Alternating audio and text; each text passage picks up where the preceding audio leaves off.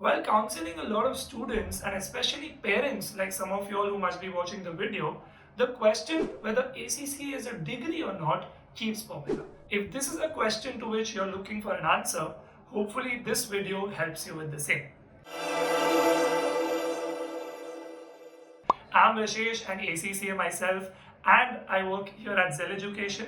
On this channel and at Zell, we provide training and make a lot of educational videos that help budding professionals such as you in your journey of ACCA, CFA, CPA, CMA, IFRS, and more.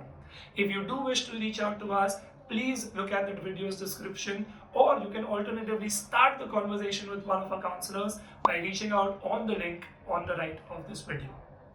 Is ACCA a degree? Well, to answer your question, technically, this is a question that differs from country to country. But to simplify this for you, in the conventional sense of a degree, the answer would be a no. ACCA enjoys the benefit of being called a professional qualification.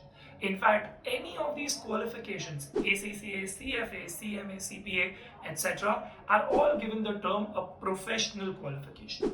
Now, in certain countries, like I mentioned, these are not only given the stature of being a bachelor's qualification equivalent. In countries like UK, these are also given the stature of being equivalent of a master's degree. So, as a takeaway, what I want to take from this is ACCA as valuable as a degree? Yes. As the full form of ACCA states, the full form is Association of Chartered Certified Accountants, and hence ACCA is somewhere in the middle of being a certificate to a professional qualification.